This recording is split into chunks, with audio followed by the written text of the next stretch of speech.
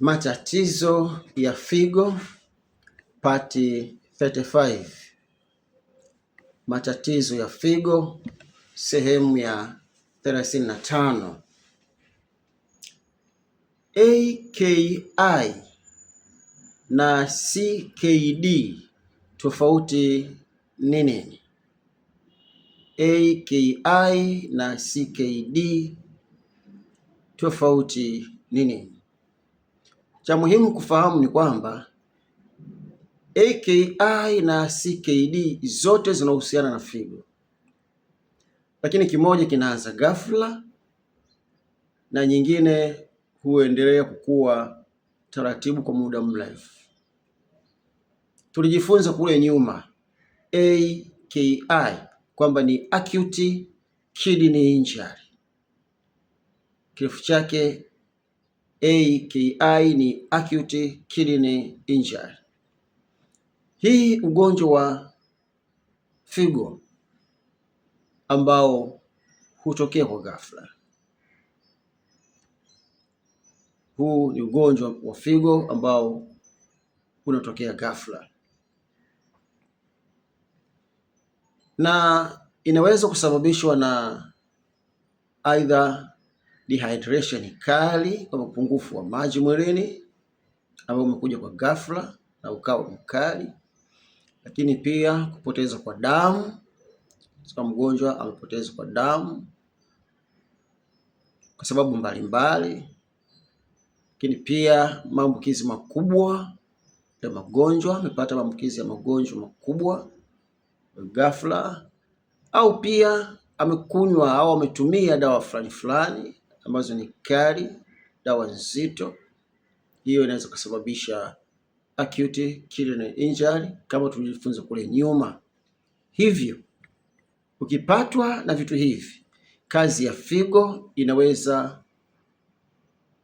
kuboleka ikiwa tu chanzo kitagundulika na kitatibiwa mapema. Chanzo kilicholeta acute kidney injury kikigundulika katika kazi za figo, kitasaidia kuboresha au kuboleka kwa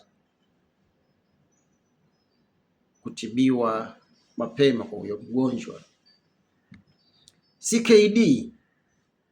CKD kirefu chake ni chronic kidney disease, nalo ni somo ambalo tayari tushajifunza kule nyuma.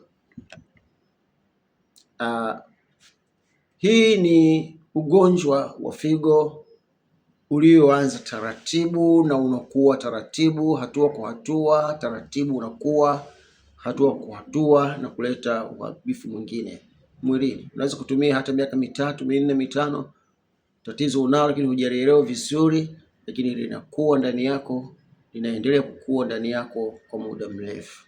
Hii ni chronic kidney disease, CKD.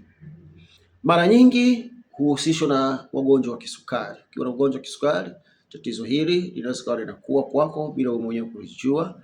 Wenye matatizo ya pressure pia, unaweza kuwa una pressure, ili tatizo likaanza kwako lakini usilijue kwa muda mrefu. Lakini pia wenye magonjwa sugu ya figo yenyewe. Kuna baadhi ya magonjwa mengine ya figo. Kwa hiyo kadri unavyokuwa na magonjwa haya ya figo, baadaye ya taratibu unasababisha kuwa na ugonjwa wa sugu wa figo, chronic kidney disease. Tofauti kwa kifupi tu ni kwamba AKI ni ugonjwa wa ghafla, ni ugonjwa wa figo unaokuja ghafla, na CKD ni ugonjwa wa figo unaokuwa taratibu kutoka kwenye chanzo, unakuwa taratibu na kuleta madhara baadaye. Kutofautisha AKI na CKD kwa wataalamu wa afya, hasa madaktari, ni muhimu sana, kwa sababu tutawasaidia kujua matibabu sahihi na ufuatiliaji wa huyo mgonjwa wa kila tofauti. Yaani kwa hii ni AKI na hii ni CKD. Basi usiache kunifollow, kulike, decide sana, comment ili tujifunze na wengine pamoja nasi. Vipimo vya maabara kwa lugha rahisi na nyepesi kueleweka kwa kila mmoja, hata kama sio mtaalamu wa afya. Mungu akubariki sana.